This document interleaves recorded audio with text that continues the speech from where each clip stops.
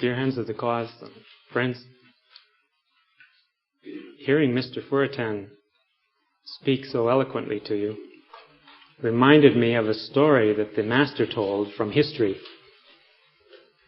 He said that there was a group of spiritually learned ones who used to gather in Iran. And they were filled with spiritual wisdom, and they would discuss important scientific and spiritual topics. And it happened one day that there was a young candidate who wished to join in with this group and had the nerve to come into the gathering and seat himself there. Then the head of the assembly took a glass and placed it on the table in front of him. And then he took a pitcher of water and he filled the glass all the way to the brim. The young man understood the message that the assemblage was already full of wisdom. And after a brief pause, he walked to the podium and very delicately floated a feather on top of the water. Now I feel as if that's the challenge I have now. Mr. Furatan has filled the cup to overflowing. I didn't know what possibly we could add. The grace and wisdom that he's explained to you, how we should teach the cause and so on. But I'll try to float a feather for you.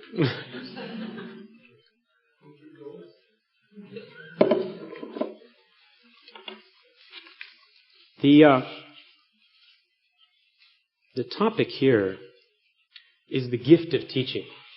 Now, from so many of the tablets that you yourselves, I'm sure, are familiar with, you see how Abdu'l-Baha explains, and Baha'u'llah before him, and Abdu'l-Baha particularly in some of his tablets, explains what tremendous bounties come to the soul through teaching. In fact, I don't think there's any other act or service that a Baha'i can perform that produces that effect. Teaching, fireside teaching, travel teaching, pioneering, all of these things tremendously enrich and mature the soul. And it has a reciprocal effect of increasing one's understanding and also one's ability to serve. Abdu'l-Baha has announced this gift of teaching. It's quoted in his will and testament. He says, "Of all the gifts of God, the greatest is the gift of teaching. It draweth unto us the grace of God, and is our first obligation. Of such a gift, how can we deprive ourselves? Nay, our lives, our goods, our comforts, our rest, we offer them all as a sacrifice for the Abha beauty, and teach the cause of God."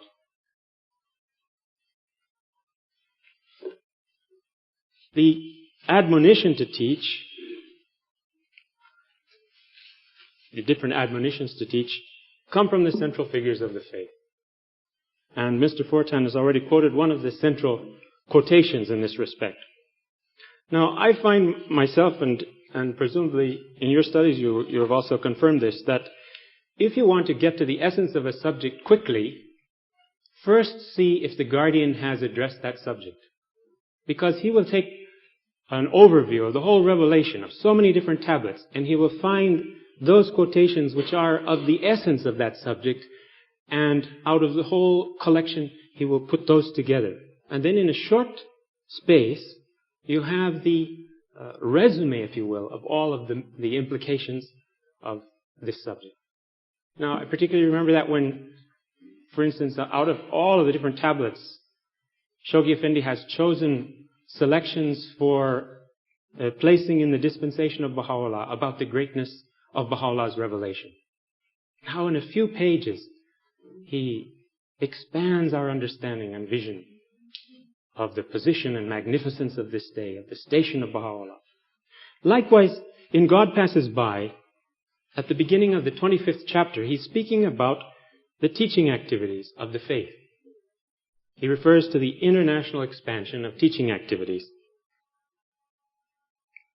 And he says that, speaking of the Baha'is who now found, after the beginning of the construction of the administrative order, the establishment of local assemblies and national assemblies, which he was guiding the Friends during the first decades of the formative age to establish and develop, they found through experience, he says, that the pattern of the administrative order, apart from its distinctive features, other distinctive features that it has, definitely encouraged efficiency and expedition in the work of teaching. And its builders found their zeal continually quickened and their missionary ardor heightened as the faith moved forward to an ever fuller emancipation. And Shoghi Effendi then refers to the mandate that comes from the central figures of the faith. It's on page 376 and 377, if you want to refer to it later. And he says first that the herald of their faith had commanded the sovereigns of the earth themselves to arise and teach his cause. Writing in the Qayyum al-Asma, O concourse of kings, deliver with truth and in all haste the verses sent down by us to the peoples of Turkey and of India and beyond them to lands in both the east and the west. And again, issue forth from your cities, O peoples of the west. He in that same book had moreover written to aid God. We behold you from our most glorious horizon. Baha'u'llah had thus addressed his followers in his Kitab-i Aqdas, and will assist whosoever will arise to aid my cause with the hosts of the concourse on high and a cohort of angels who are nigh unto me. Teach ye the cause of God, O people of Baha, he furthermore had written, for God hath prescribed unto every one the duty of proclaiming his message, and regardeth it as the most meritorious of all deeds. Then he affirms, should a man all alone arise in the name of Baha and put on the armor of his love, him will the Almighty cause to be victorious, though the forces of earth and heaven be arrayed against him. Should anyone arise for the triumph of our cause, he moreover has declared, him will God render victorious, though tens of thousands of enemies be leagued against him. And again he says, center your energies in the propagation of the faith of God.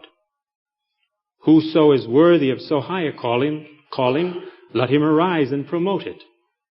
Whoso is unable, it is his duty to appoint him who will in his stead proclaim this revelation. And they that have forsaken their country, is his own promise, for the purpose of teaching our cause, these shall the faithful Spirit strengthen through its power. Such a service is indeed the prince of all goodly deeds and the ornament of every goodly act. And then Shoghi Effendi collects those quotations from the whole range of Abdul Baha's writings, which focus us also on this great mandate of teaching.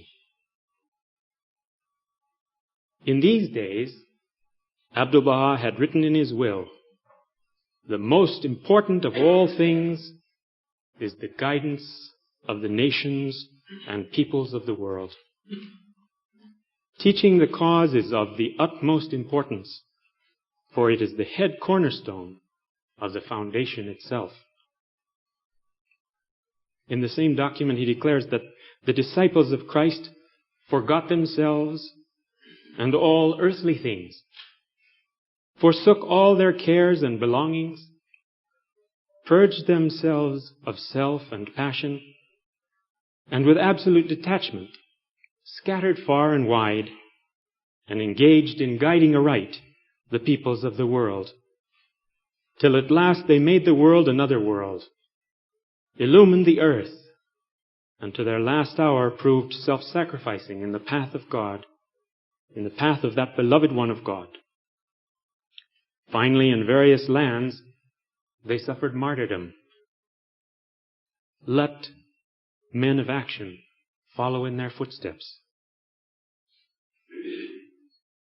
And finally he said in his will, when the hour cometh that this wronged and broken-winged bird will have taken its flight under the celestial concourse, it is incumbent upon the friends and loved ones, one and all, to bestir themselves and arise with heart and soul, and in one accord to teach his cause and promote his faith.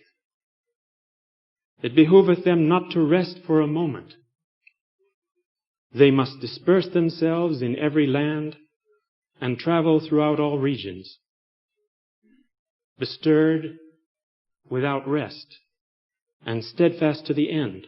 They must raise in every land the cry of Ya Baha'u'llah, that throughout the east and the west a vast concourse may gather under the shadow of the Word of God, that the sweet savors of holiness may be wafted, that men's faces may be illumined, that their hearts may be filled with the divine Spirit, and their souls become heavenly.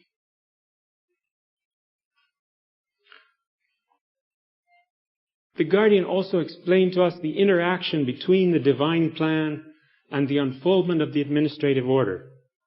Now you know that the divine plan is embodied in 14 tablets that Abdu'l-Baha sent to North America, where he outlined a global teaching mission to carry the cause of God to all the territories and countries of the earth.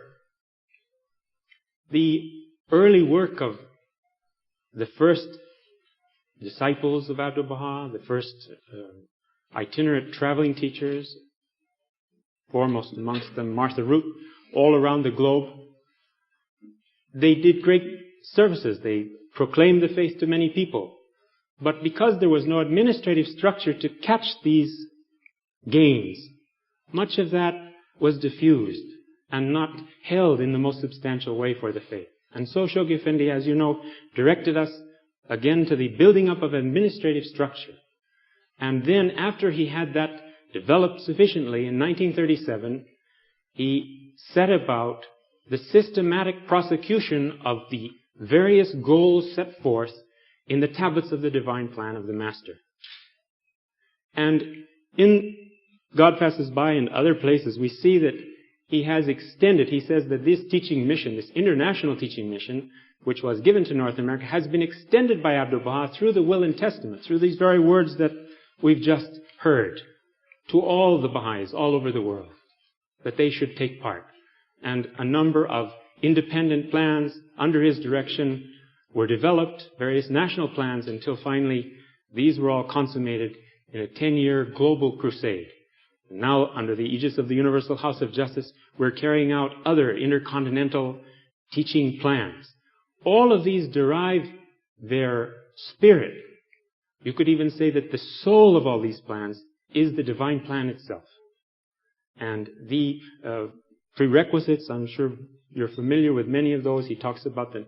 Again, one of them, first ones, is the necessity of firmness in the covenant, if any enterprise is to be carried out successfully. Then he talks about the love and the unity and the accord that must exist amongst the friends if they're to be successful. And then, after that, he speaks about travel. Teachers should travel to all parts of the world. Literature should be translated into the languages of the peoples. And the cause should be carried forward and established. And then he begins to name these various territories and islands all over the face of the planet where we need to establish the faith, most of which have now been open to the faith. The light of God, which was revealed from Baha'u'llah during the lifetime of Abdu'l-Baha, began to be propagated to the various continents, and in this period has been diffused over most of the countries of the globe, and which is destined through our efforts now and into the future, Shoghi Effendi indicates, to suffuse and penetrate into the full mass of the people of these various lands that have received these first rays of divine guidance. Now, if we want to ask what's left for us to do, the faith is spread all over the world, we simply have to ask how many Baha'is there are compared to the population. And we find that we're less than 1% of humanity. So our teaching mission really has hardly begun. When you think the teaching work of the cause of God really lies ahead of us. We've been learning, we've been experimenting, we've been setting these first outposts. Some of them we've raised and lost again. We've gone and reconquered them. We're trying to find the correct battle lines. We're trying to school ourselves in that wisdom and eloquence that Mr. Fortin has referred to, so that we'll be successful in the teaching work and be able to go forward and fulfill this mission which the Master has really given us as an inheritance. A duty, but at the same time, the greatest gift. Now we come to the topic of preparing for teaching. When we look at the writings on this subject, we see that on the one hand, there's a polarity, like in so many of the subjects that we find in the cause. We can take two quotations which are apparently opposite, or not contradictive, but certainly very different, apparently, in the spirit that they express. And when we study the full range of the writings, we find, as Shoghi Effendi said in a letter, those lines which connect these opposite poles and create a whole. That's why we should not quote one aspect of the teachings out of context from the other aspects. If we're going to enter into this, we should try to balance them. So on the one hand, we see that all of us should arise to teach, that there's not a moment to waste, that we should enter the battle, that it doesn't matter if we can't read and write, it doesn't matter if we're poor, impoverished, if we apparently have no means. We should place all our reliance on God and move forward into the field. And at the opposite end of the pole, Baha'u'llah says, if ye will arise to teach the cause of God, teach ye first your own selves, so that your words will take effect in those whom you teach. So we want to have a combination of this. We don't want to hold back and not serve because we never feel ourselves adequately prepared to teach the faith. But as we move forward, as we make our first attempts to teach, we should be, it seems to me from the indications in the rise, we should be constantly bolstering ourselves through greater immersion in the texts, through imbibing and gathering the strength and force and vision which a careful study of the writings and reading the messages of the beloved guardian and the Universal House of Justice will give us. And a few quotations about this from letters of the guardian.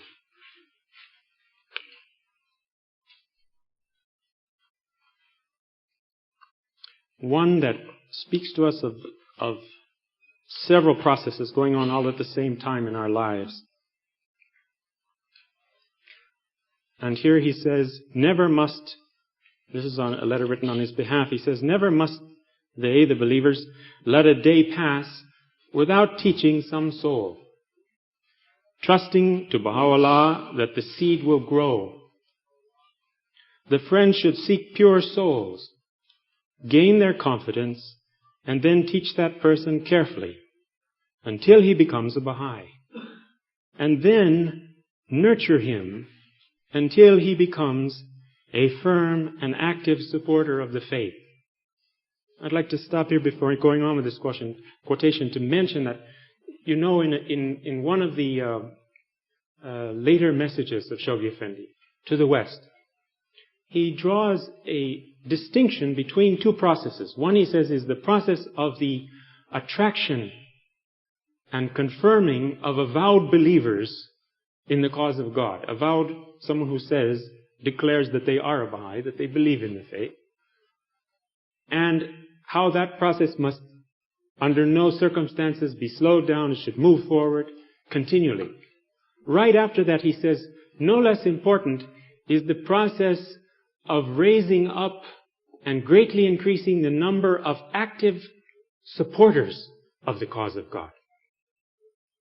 Now, this is one of the areas where we seem to not run as strong as we need to. I think from the point of view of what we have been seeing around the Baha'i world and at the Teaching Center, that we all need to follow through in the teaching work from this stage of attracting and having people affirm the truth of the faith, and then not leaving them alone, but as the Guardian says here, nurturing him until he becomes a firm and active supporter of the faith. With some souls, this will be perhaps very soon, that they will take unto themselves reading the writings, studying the faith, praying, arising, offering their services to the administration, contributing to the Baha'i funds, and then teaching the cause themselves, attracting that grace and confirmation in their own lives. In the meanwhile, if we've planted seeds and they have begun to grow, if we don't nurture them and bring them somewhat to maturity where the plant can stand on its own feet, we're in danger of losing these new plants. Now this becomes a very critical issue when you're dealing with primitive peoples, or if you will, illiterate people. Not that they're any less intelligent, we shouldn't imagine that, but the circumstances of their lives haven't allowed them to learn reading and writing, for example. So they don't have access directly to the books. And in that case, the Baha'i teacher, yani, as Mr. Fortan says, everybody, all of us. The Baha'i teacher, in a sense, must become the embodiment of the Book of God. And in all the teaching work, we see also how important it is that the Baha'i teacher be the embodiment of Baha'i qualities and Baha'i virtues. Because that, in itself, the light of a goodly character, he says, is as bright as the light of the sun. That in itself immediately attracts attention. And the House of Justice, in one of their early messages, supplementing the comments that they made on teaching the masses, has placed a number of quotations together regarding the qualifications of travel teachers, so that they will, in the institutes, in the Baha'i courses and study around the world, these points will be brought to the believer's attention. And they center on the fact that they should be the embodiment, again, of all of these Baha'i qualities and virtues. And that they should also learn the faith well enough so that they can express it in its right form. So that even though they have to repeat or perhaps read the words to the people, that they should teach them prayers, they should teach them those things which will be through which they will be able to sustain themselves. I'm sure that those of us that have traveled and visited primitive peoples realize the great acuity with which they can capture and remember things. If you're a person that doesn't read and write, or can't see it on television every evening, you may decide that you need to not lose this moment in your life when you're hearing something. And all of their powers of concentration are there. And you find months later going back that they will repeat things to you that you said on a previous trip. And that becomes very exciting, because then if they learn the prayers, they're able to then teach them to each other. Another road of access that the House of Justice has stressed very much in this whole teaching process in the third world are classes for children, because the children are also very quick to learn. And if they learn the prayers, if you don't have long enough to teach the adults, teach the children the prayers, then they will repeat them to their parents. But this is a whole question. You can see how many people, how many Baha'is are needed to help with this process, when 2/3 of the world's people are still illiterate. In fact, according to some astonishing statistics, it seems like the United States is becoming more and more illiterate too, so we'll probably have that to face there also. People are not accustomed to reading books. And we're going to have to draw them back to this source of life, which is the Word of God. So we have this dual process of bringing people to the faith and then raising them up so that they can assist in the work, because we're going to need more and more active supporters of the cause. Now, Shoghi Effendi in this letter goes on to say that everyone must remember that it is the Holy Spirit that quickens, and therefore the teacher must become like a reed through which the Holy Spirit may reach the seeking soul. And here we have the essence, really, of preparation for Baha'i teaching. And this is the goal of Baha'i life in itself, isn't it? Becoming selfless, becoming sensitive to the will of God, the purpose of God, through the holy words of God, acting on that knowledge, on that understanding, on that vision. Then the guardian, it says, the beloved guardian has stressed over and over again that to effectively teach the faith, the individual, now he's talking about teaching, but doesn't say what you're going to say to the individual. He talks about what you have to do to prepare yourself. He says, to effectively teach the faith, the individual must study deeply the divine word, imbibe its life-giving waters, and feast upon its glorious teachings. 3 aspects to study. Imbibing, and then he says also imbibing its life-giving waters and feasting upon the glorious teachings. And fortunately, those of us that are living here at the World Center, we have this opportunity of being able to serve actively in support of the Universal House of Justice, which I think all of us realize, being here, we are supporting that channel of divine guidance that reaches out to the Baha'is, that moves them to teach, that propels the teaching processes in the world. That if you weren't here supporting the House of Justice, how would their messages and their guidance get out to the rest of the friends? So this becomes very critical here. But at the same time, we all have times and opportunities when we move out from the World Center, perhaps on a holiday, on a visit somewhere, and we are constantly running into people, and we are probably alert to the teaching opportunities because we don't have so many here. We are alert to the ones that we have outside. So that also we should be constantly honing our instrument, if you would. It doesn't hurt to have your sword sharp. Sharp sword isn't going to bother anything. Just constantly while you're here, you're imbibing from these teachings, you're learning more, you're preparing yourself. Then when you do act, it will be effective. Effectively teach, he says. So this is the first one, study deeply. He should then meditate on the import of the word and finding its spiritual depths, pray for guidance and assistance. But most important, after prayer is action.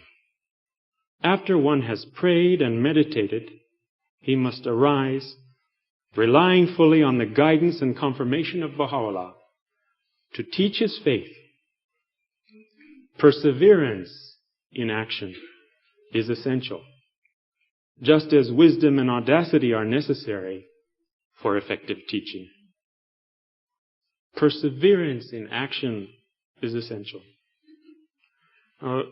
Anybody that's been in the pioneer field or has dedicated themselves even on the home front to constant teaching, has centered their lives in the propagation of the cause of God, knows how important that is.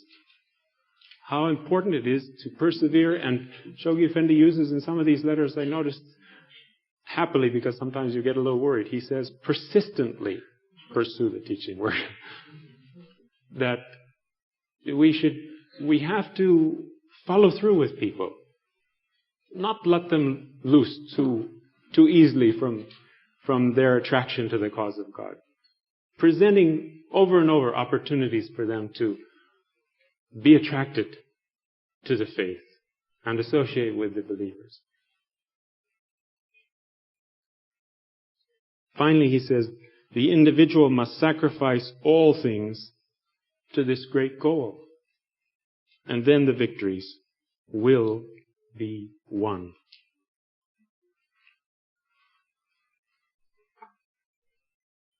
So we have, in summary, prayer, meditation, study, and action as these 4 elements of our Baha'i service if we want to effectively teach. And we see that 3 of them really are internal to produce the proper kind of action, to make us arise with the full vigor of our beings and to persevere towards the goal set by the central figures.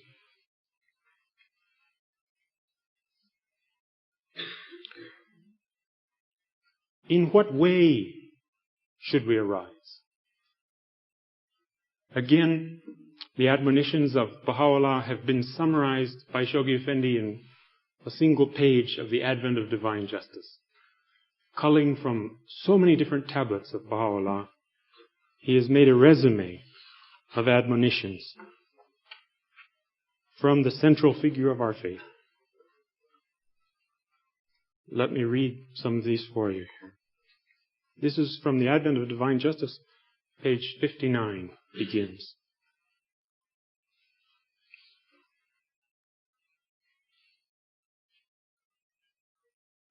Let some at this very moment gird up the loins of their endeavor, flee their native towns, cities, and states, forsake their country, and putting their whole trust in God as the best provision for their journey, set their faces and direct their steps towards those distant climes, those virgin fields, those unsurrendered cities, and bend their energies to capture the citadels of men's hearts.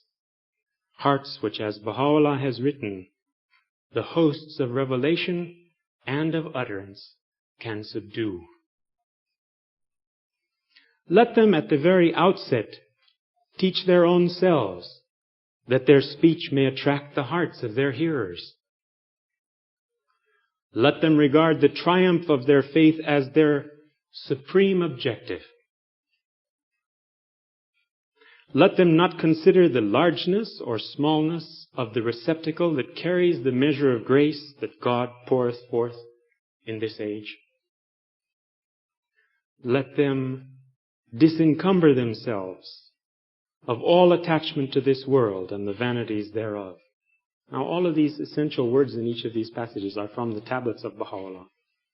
If I say quote unquote, there's so many of them it will confuse the reading. But you go back and you'll see that the hearts of each of these, of course, as you'll recall, are from the tablets of Baha'u'llah. Let them disencumber themselves of all attachment to this world and the vanities thereof. And with that spirit of detachment, which Abdul-Baha exemplified and wished them to emulate, bring these diversified people and countries to the remembrance of God and His supreme manifestation. Let His love be a storehouse of treasure for their souls. On the day when every pillar shall tremble, when the very skins of men shall creep, when all eyes shall stare up with terror. Let their souls be aglow with the flame of the undying fire that burneth in the midmost heart of the world, in such wise that the waters of the universe shall be powerless to cool down its ardor. Let them be unrestrained as the wind, which neither the sight of desolation nor the evidences of prosperity can either pain or please. Let them unloose their tongues and proclaim unceasingly His cause. Let them beware lest they contend with anyone, nay, strive to make him aware of the truth with kindly manner and most convincing exhortation.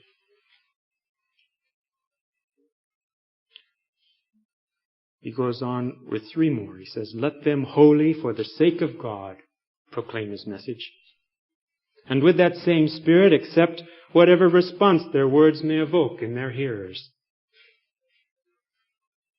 Let them not for one moment forget that the faithful Spirit shall strengthen them through its power, and that a company of His chosen angels shall go forth with them, as bidden by Him who is the Almighty, the All-Wise. Let them ever bear in mind how great is the blessedness that awaiteth them that have attained the honor of serving the Almighty. And remember that such a service is indeed the prince of all goodly deeds and the ornament of every goodly act.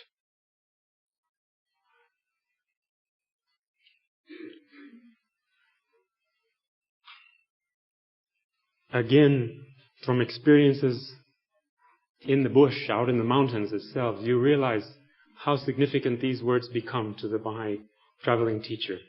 The one who's out there, maybe all by themselves, passing through difficult circumstances and not knowing where they're going to eat next or where possibly they'll sleep.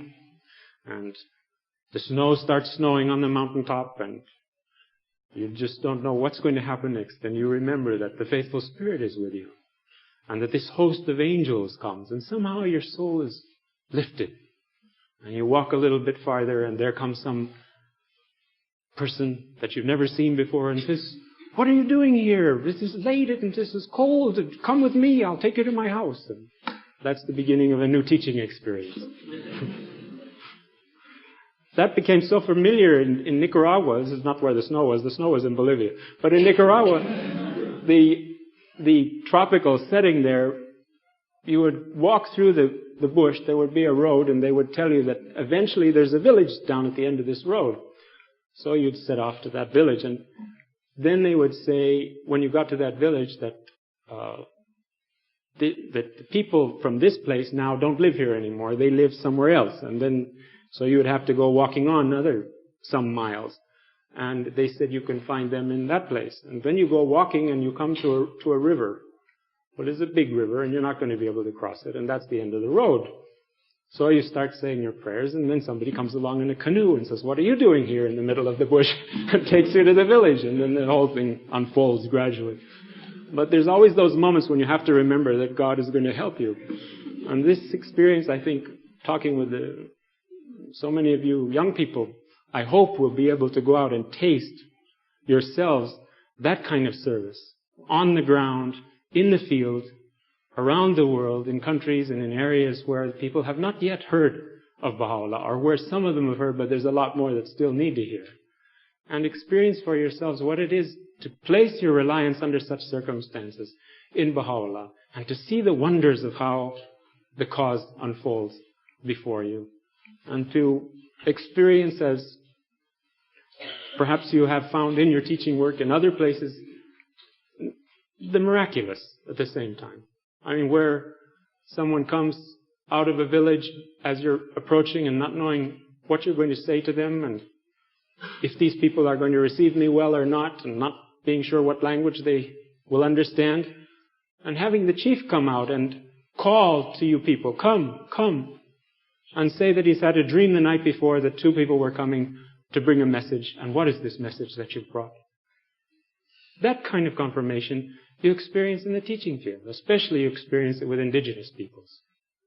And if you have this opportunity to go out and taste that, now you have this call for a year of service. I myself don't believe in a year of service. I think that's wonderful. A year of service is wonderful.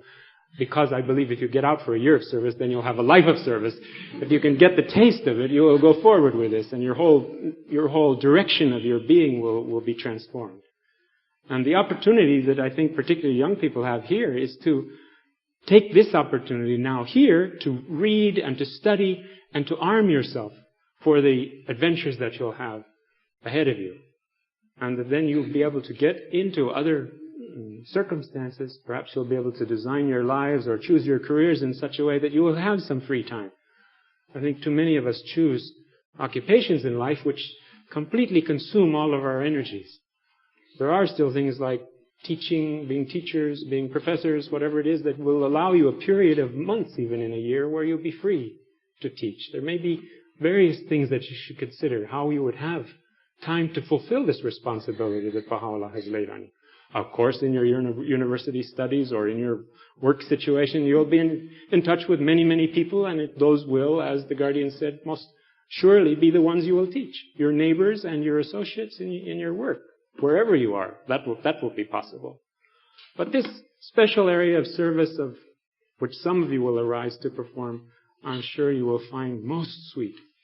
And it is the single opportunity where one can really center themselves for a time in the propagation of the faith, with your whole being, physical, mental, and spiritual.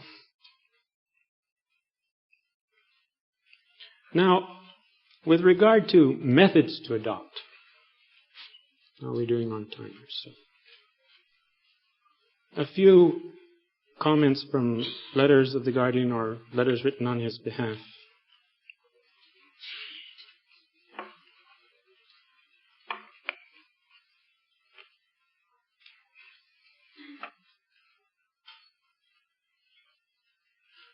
And this reinforces the point we made earlier about active supporters. He says, every laborer in those fields, whether as traveling teacher or settler, should, I feel, make it his chief and constant concern to mix in a friendly manner with all sections of the population, irrespective of class, creed, nationality, or color, to familiarize himself with their ideas, tastes, and habits, to study the approach best suited to them, to concentrate patiently and tactfully on a few who have shown marked capacity and receptivity, and to endeavor with extreme kindness to implant such love, zeal, and devotion in their hearts as to enable them to become in turn self-sufficient and independent promoters of the faith in their respective localities. Now, this challenge with the entry of troops still remains, because even when we bring in large numbers of believers and they have become avowed followers of the faith, avowed believers in the cause, from amongst them we have to find those keys, those most receptive elements, the ones that are eager and thirsty for deepening, that we can confirm so that they in turn will become the upholders of the cause in those localities and assist the others. There'll always be some that are out in front. The House of Justice refers to them as key believers in each locality. And just as we are all different in our nature and character, there are always those that are more receptive or more eager wherever we go. We should try to identify these and pour that special attention on them, which we previously did before they enrolled. Because it's going to be one way or the other. If you have a point of enrollment in the cause, sometimes you've had to work very hard to bring people to enrollment. Sometimes enrollment is quite easy. They're immediately attracted and can see the good sense of the faith and recognize the light of the cause.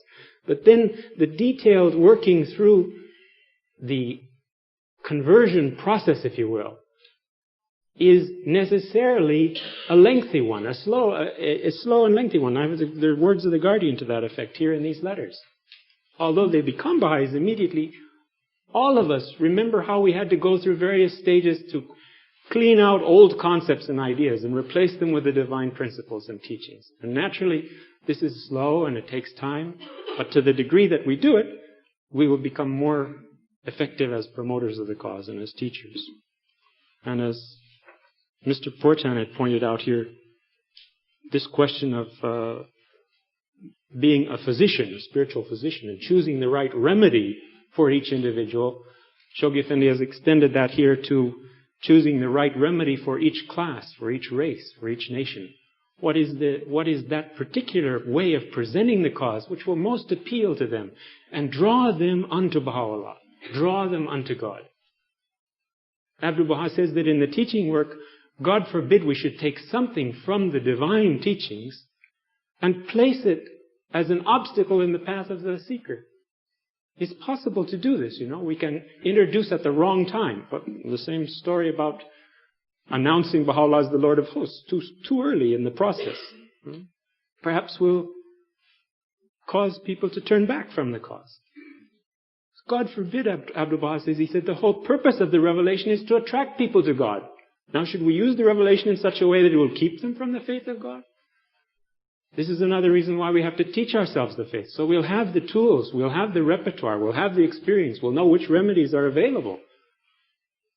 And not invent one perhaps on the spot, as sometimes in the early stages of teaching we're prone to doing, You can identify 3 stages of teachers. The first stage where one is eager about the faith, has accepted the cause, and there's this, particularly where Baha'is, because of teaching on life after death, or because of the teaching on international language, or perhaps because of the teaching on the spiritual solution of the economic problem.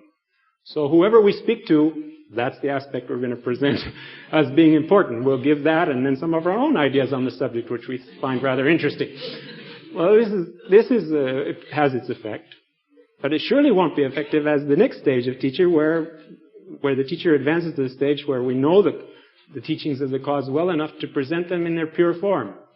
Pure form, though in our own words, we're conveying the meaning of these things, we have a balance in the way we teach. And this is, of course, more ideal. On the third stage, which would be the most ideal, is to be able to cite passages, to have memorized particularly potent passages from the writings that we can use in the teaching work. And again, I would, from my own experience, suggest to you that you look very carefully in the writings of the Guardian for those passages. Because he has chosen, out of the whole revelation, when he's explaining the cause, these passages from Baha'u'llah and Abdu'l-Baha, from the Bab, which really punctuate the meaning of world order, of the coming of the faith, of the implications it has. Instead of, say, you start with the gleanings, and you say, well, what shall I memorize from the gleanings? Start through the Guardians, through the pathway of the Guardian. You'll find it much quicker. Now, that third and highest stage, of course, involves memorization.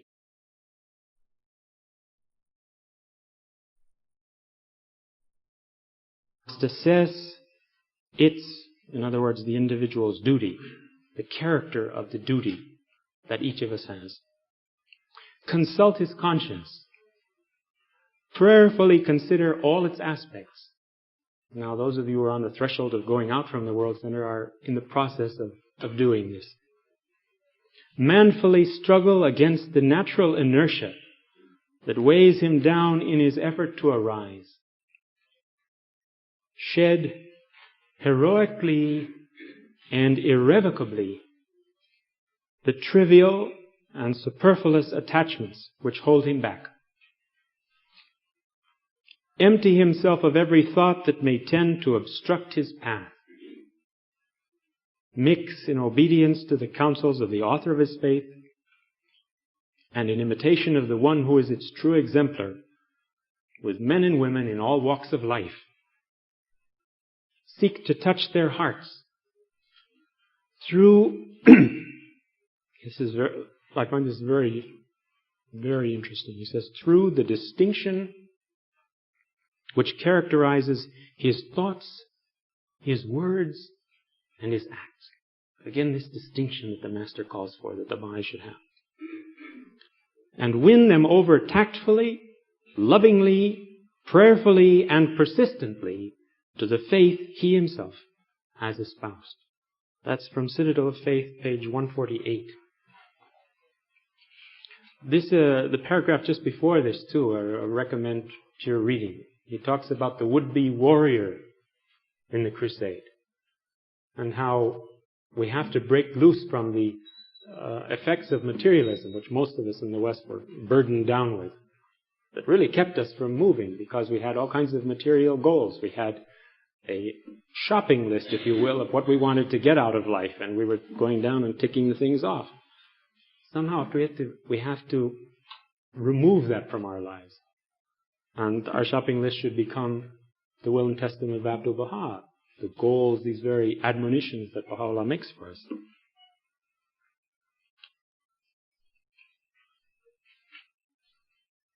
Again, continuing on method.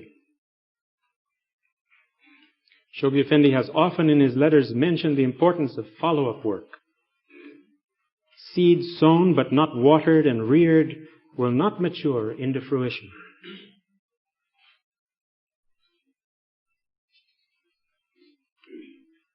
And again he says, with regard to choosing the method by which we would teach personally, he says, in teaching the cause, much depends on the personality of the teacher and on the methods he chooses for presenting the message. Different personalities and different classes and types of individuals need different methods of approach.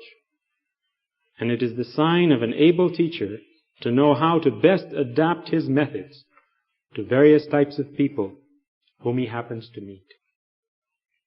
There is no one method one can follow all through. But there should be as many ways of approach as there are types of individual seekers. Flexibility and variety of method is therefore an essential prerequisite for the success of every teaching activity. So much for being taught a formula how to teach, what you're going to say when you go out on the street, and the first thing you should say is this, and the second thing you should say is this, and the third thing you should say is this. This is a very primitive way of teaching, and it runs the risk of overriding all of the wisdom that's called for in teaching. Surely we should know the things we should say, but we have to see the order we present them, when we present them, how we present them, so that it will be effective. And again, not act as, God forbid that also our teaching method shouldn't act as an obstacle for the attraction of souls to the faith. As some of the people that are propagating their teachings in the world are finding, that the very aggressiveness, for example, with which they try to get across their message, particularly not allowing you to say a word, mostly, so that they can get their full pitch, it just makes you recoil. You can't listen. All you want to do is get away, Now, if we adopt methods of that sort, that would be tragedy for the cause of God, considering all of the wisdom and balance that is called for in our teachings. And we have the perfect repertoire, if you will, of remedies to solve people's ills. Shoghi Effendi, again, he says, there are innumerable ways of teaching the cause. You can choose the one that suits best your nature and capacity. Not all of us have to be public speakers. Not all of us have to walk across the velds of Africa. But we need some to do both. And we need some to do this daily teaching in their own lives, with their own families, with their own children, all of these things. A couple more along this line. He says, our teaching methods should allow a certain degree of elasticity in establishing contacts with various types of individual seekers. Every inquirer has to be approached from his own angle. Those who are essentially of the mystic type should first be given those teachings of the cause that emphasize the nature and value of spiritual realities, while those who are practical-minded and of a positive type are naturally more ready and inclined to accept the social aspect of the teachings. But of course, gradually, the entire, and this word is emphasized, the entire message in all its aspects, and with the full implications it entails, should be explained to the newcomer. For to be a believer means to accept the cause in its wholeness, and not to adhere to some of its teachings.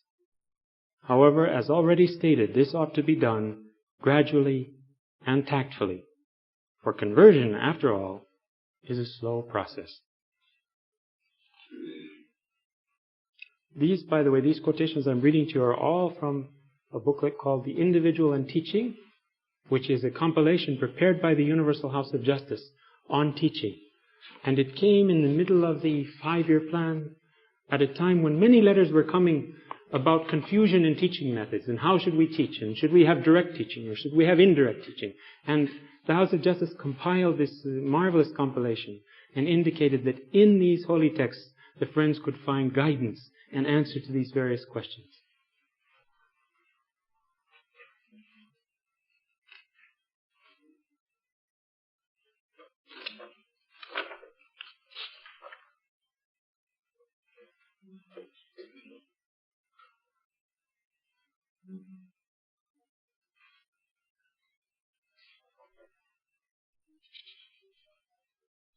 A word about fireside teaching. It says here in a letter written on behalf of the Guardian, the Guardian feels that the most effective way for the friends to teach the faith is to make strong friends with their neighbors and associates.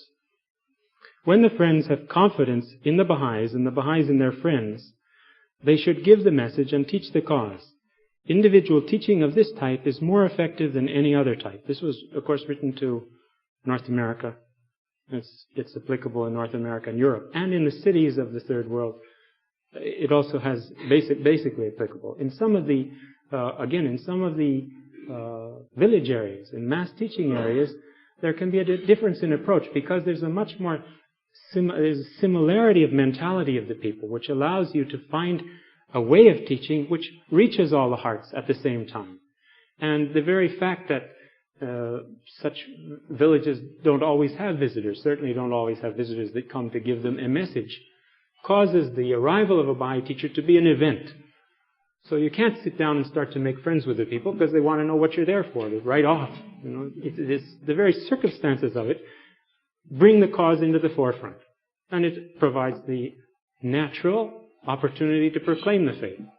Quite different from somebody coming out of a supermarket that you stop and say, have you heard of Baha'u'llah? Who may be intending to do something else at that moment and doesn't really have time to listen.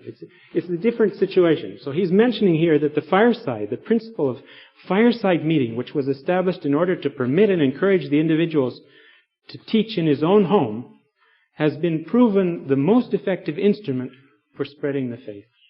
Now, that of course, again, we have to see that within the context of that particular kind of teaching in modern cities and general urban context. But the principle of allowing individuals to ask questions and to have some individual attention from the Baha'i teacher, that principle still, I think, carries over into the villages. It's still needed there. Even if you have 100 people come into the faith, you've got to find those key believers and give them that special attention which makes them want to continue and be the center of activity and be ready to advise the other friends when Baha'is will return and start that community on the road to some kind of community consolidation.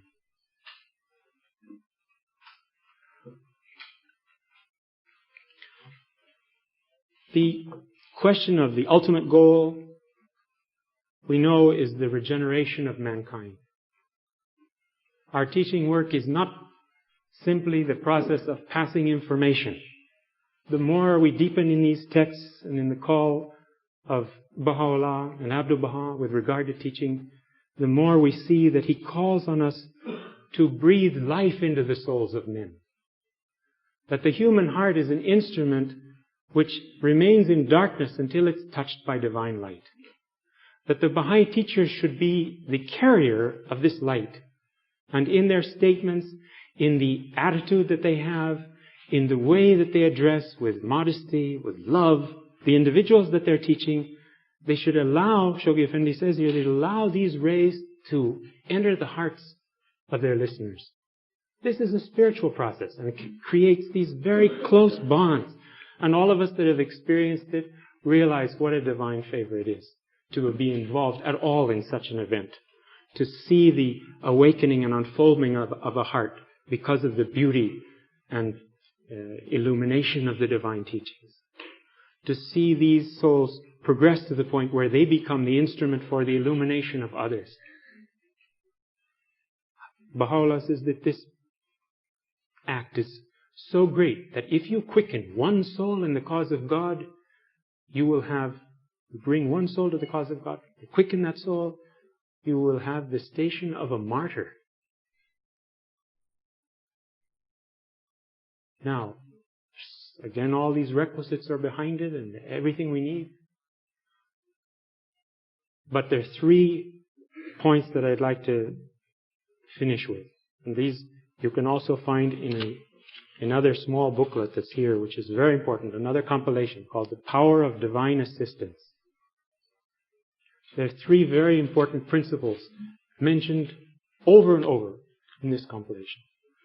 One is that the believer, if he's to be able to do anything, must disregard his own weaknesses, frailties, shortcomings, inadequacies, all the things that if we were to focus on them, Shoghi Effendi says, we would become inert. We'll stop. We won't be able to move. If we fix on our own limitations, our own knowledge, we will excuse ourselves from the teaching work. Fortunately, Mr. Fortan has said we can't do that, really. We can't excuse ourselves. This is a duty which is imperative on anybody, on everybody. So what do we do next? He says, turn away from those things, and in all these passages he says, place your whole confidence in the promises of Baha'u'llah, that this grace will come if we act on those promises, if we move. And that's the 3rd principle, is to get up and do what we've been asked to do, and leave the rest to Him. All of this preparation should be going on all the time, but this essential turning away from ourselves, turning to Him, and moving forward confidently that He will aid us, that He will actually give us the words to be able to speak to the atheists, that somehow we'll find the way and give the right answers. if we have the right spiritual attitude of devotion and consecration to the teaching word. And for me, this is the center of this circle of the spirit of teaching.